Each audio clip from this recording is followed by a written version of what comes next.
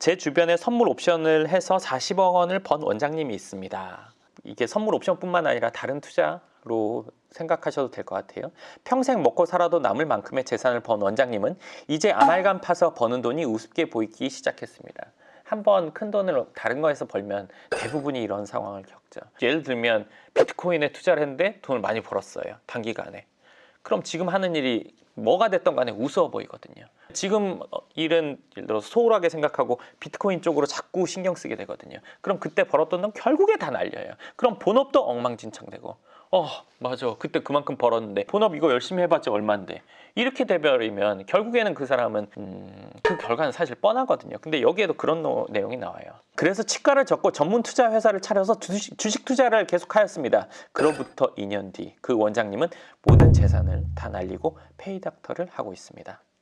흐름을 잘 만나서 생긴 운이라고 생각한 것이 아니라 자신에게는 재테크에 탁월한 능력이 있다고 생각한 것이 잘못이었습니다. 이거는 치과에 국한된 얘기는 아닐 거예요. 그리고 더더군다나 의사분들에게 국한된 얘기도 아닐 거예요. 사업을 해서 아니면 어떤 것을 통해서 돈을 잘 벌고 있었던 모든 분들에게 이거는 통용되는 이야기일 거예요. 저도 지금 일을 하면서 다른 거에 대한 이야기들을 많이 듣는단 말이에요. 아무래도 부동산 쪽 일을 하다 보니까 상담 오는 분들이 어떤 걸로 돈 벌었다는 얘기도 무수히 많이 들었어요. 단 한 번도 관심 가져본 적 없어요. 단 한 번도 해볼까 해보지 않았어요. 왜냐하면 지금까지 살면서 보거나 들은 얘기나 이런 것들을 종합적으로 제가 판단을 해보면 뭐냐면, 하던 일에서 승부를 봐야 되는 거지 다른 일에서 승부를 보려고 하면 그거는 결국 마이너스라고 생각하거든요. 돈을 번다고 해도 잠깐 맡아두는 거지 지속적으로 제가 여기서 돈 벌기는 어렵다고 생각해요. 내가 잘 알고 있는 분야에서도 지속적으로 많은 돈을 번다는 거가 쉽지 않은데, 잘 모르는 분야에 어떻게 해서 돈을 번다? 저는 그거는 100% 도박이라고 생각해요. 제 얘기를 한다면 제가 하는 일로 경제활동을 하고 있는데 비트코인으로 제가 예를 들어서 이분처럼 몇십억을 벌었다고 생각해 보세요. 하고 싶겠어요? 안 하고 싶어요. 그럴 거 아니에요. 저게 난데 왜 굳이? 제가 하는 일 대충 하게 되겠죠. 상담할 때도 빨리 끝났으면 좋겠다. 머릿속엔 비트코인 이 생각하면서 상담할 거예요. 그 상담 해봤자 이거에 비교도 안 되는데, 운 좋아서 벌었던 건데 이쪽으로만 신경 쓴다면 실력으로 이 신경 쓰던 업에 완전히 흥미를 잃게 되잖아요.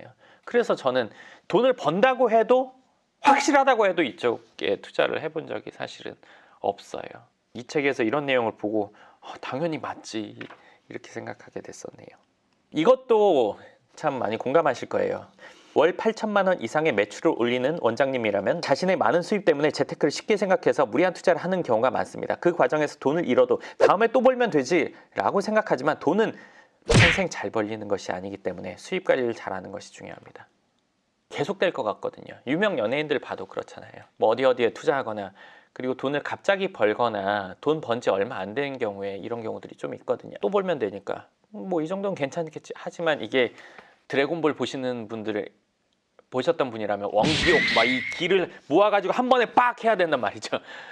조금씩 이렇게 날리다 보면은 사실은 제대로 된 재테크를 할 기회가 없죠.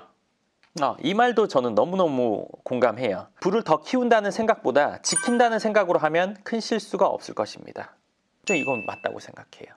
이건 정말 안 맞는 건데 이렇게 비교하는 경우들이 있거든요. 병원을 개원하면서 5억이 들었다고 칠게요. 아니 좀 더 많게 10억이라고 칠게요. 근데 내가 한 달에 5천만 원을 벌어요.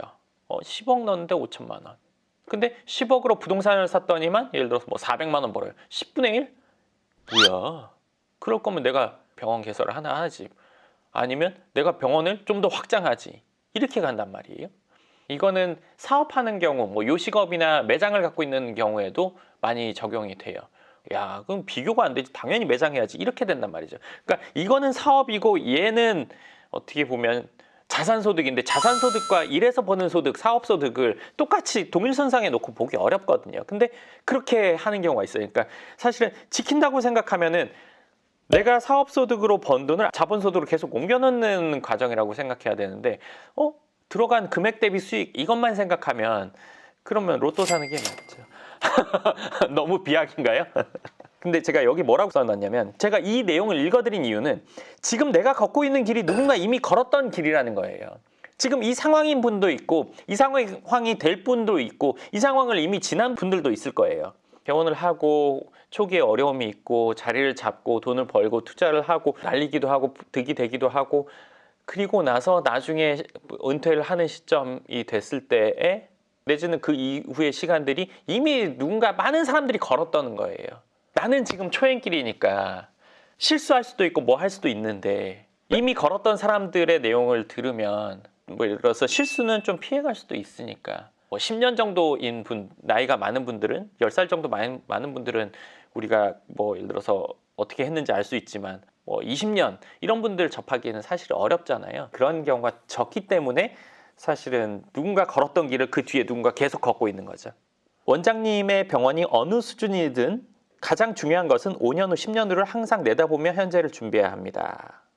많은 선배가 이것을 게을리해서 지금 왕년에 내가 말이야 라는 메아리 없는 탄식을 하는 것입니다.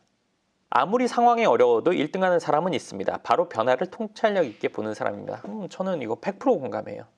지금 코로나라서 힘든 분들도 많지만 안 힘든 오히려 더 잘 되는 업계도 있잖아요. 근데 힘든 업계에서도 1등하는 분들이 있고 힘든 업계에서도 성장하는 사람들이 있어요.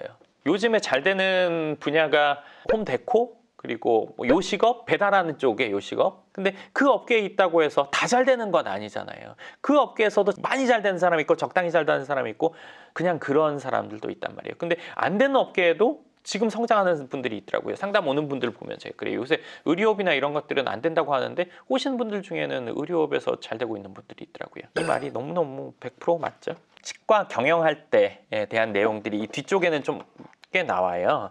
치과인 분들이 공감할 만한 내용인데 이제 치과 경영할 때 환자가 진정으로 원하는 것을 파악하는 것이 제일 중요한데 그것을 충족시키는 데는 하드웨어보다는 소프트웨어가 더 효과적이라는 것입니다. 강남에 있는 치과들은 경쟁적으로 인테리어와 외적인 화려함을 갖추는데 노력을 많이 합니다. 대기실에 뱅앤올룹슨 스피커를 설치해서 음악을 들을 수 있게 해주고 와인바를 갖추고 와인을 대접하는 곳도 있고 이런 것이 있는지는 몰랐네요. 네일 케어를 하기도 합니다. 당장은 좋아합니다. 외적인 것, 물질적인 것으로 서비스하는 것은 그 효과가 바로바로 옵니다. 그렇지만 그것은 본질적인 것을 넘어서 필요 없는 투자가 될 가능성이 있고 시간이 지나면서 식상할 수 있습니다. 본질적인 건 아니죠. 치과의 본질은 커피라든지 와인이라든지 스피커라든지 네일케어 이런 것들이 본질은 아니잖아요. 예전에 읽었던 책에서 나왔던 내용이 생각나는데요. 제가 좋아하는 저자 중에 작가 중에는 간다 마사노리라는 사람이 있는데 일본 사람인데 그 사람이 쓴 책은 전 다 좋아해요.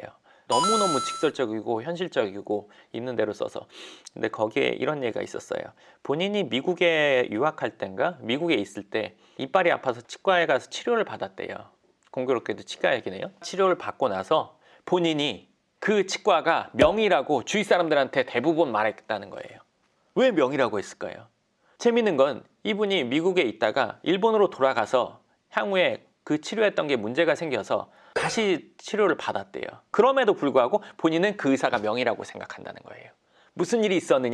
치과 치료를 받고 나서 주말에 집에 있는데 의사 선생님한테 전화가 왔다는 거예요. 그날 치료했던 거 괜찮았었냐고, 불편하진 않냐고 이런 전화를 받았다는 거예요. 아니 의사가 전화한다는 거는 이거는 그 전화를 받고 나서 와 어쩜 이럴 수가 있냐. 그 얘기를 주변에 하면서 그 치과 잘한다고 얘기를 했다는 거예요. 여기도 이제 소프트웨어가 더 효과적이라는 내용이 있죠. 어떻게 보면 이 얘기를 듣고 아 무슨 전화까지 해 이렇게 생각할 수도 있어요. 근데 제가 이건 예를 들어드리는 거니까 그분이 마음이 뭔가 움직였다는 얘기죠. 진정으로 환자가 원하는 것이 무엇인지 다시 한번 생각해야 합니다. 첨단 기능을 갖춘 의료기기, 화려한 인테리어, 고급 커피나 와인 과연 이런 것들이 환자가 진정으로 원하는 것일까요? 입장을 바꿔서 원장님이 병원에 갔을 때 원하는 것이 이런 것일까요? 그러면서 중요한 것이 뭐라고 하냐면요. 가장 중요한 것은 한 인간으로서 인정받고 보살핌을 받는다는 느낌을 받는 것입니다.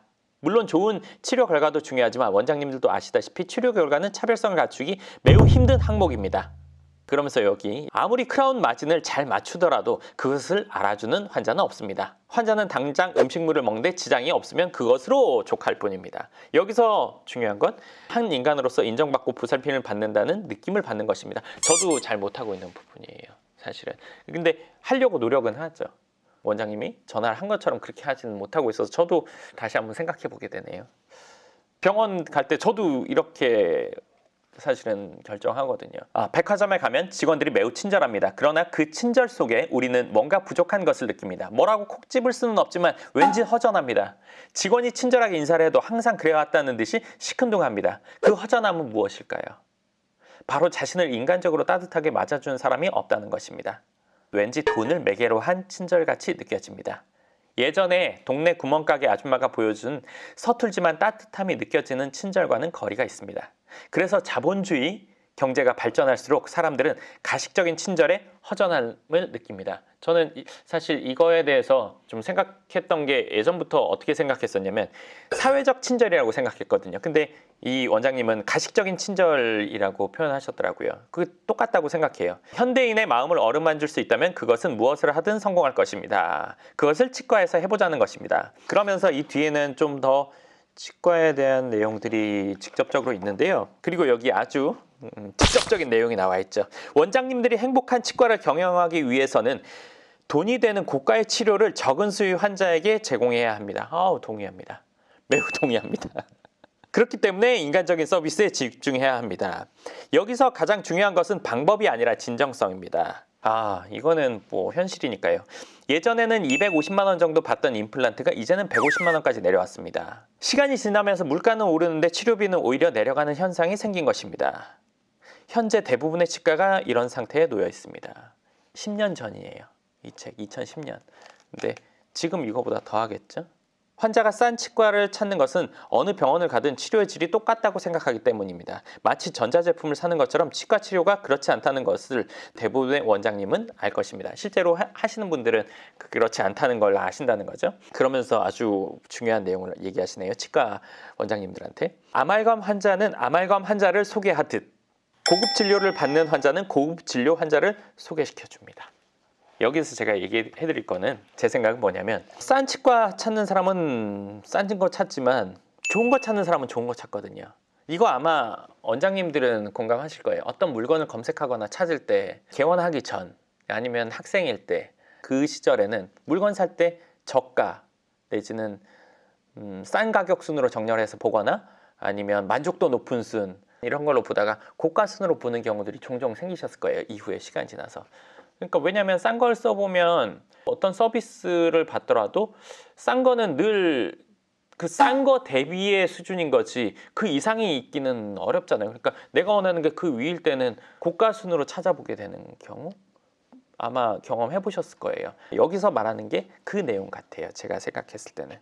제가 이 책을 읽으면서 중요하다고 체크해놨던 거는 오늘 다 이야기를 해드렸어요. 그리고 치과뿐만 아니라 다른 과, 뭐 내과, 소아과, 이비인후과, 뭐 성형외과 어떤 과에 접목하더라도 전 다 맞다고 생각해요. 그 과정을 아마 재테크에서는 걸으실 거예요. 더 좀 넓게 보면 모든 사업에도 똑같다고 생각해요. 제 생각에는 진리는 모든 분야에 다 통용된다고 생각하거든요. 어떤 사업에서 돈을 좀 벌게 되면 어떤 사업에서 어느 정도 성공의 단계에 이르면 다 똑같거든요. 사실은. 제가 주위에서 봐도 그렇고 책을 읽으면서도 그렇고 다른 거 자꾸 눈에 띄게 되고 다른 거에 신경 쓰려고 하고 이렇게 되거든요. 그렇기 때문에 사실은 본업을 제대로 오랫동안 한다는 거가 사실은 쉽지 않아요. 그렇지만 그렇게 해야 본인 분야에서 일정 단계에 이르른다고 생각을 합니다. 이후에도 제가 또 다른 책을 읽게 되면 그 중요한 내용들에 대해서 이야기를 해드리도록 하겠습니다. 그리고 이번 영상에 대해서 궁금한 부분이 있으시면 댓글 쓰시면 제가 그거는 다른 영상에서 답변해 드리도록 하겠습니다. 네, 그러면 이번 영상 여기까지 하도록 하겠습니다. 감사합니다.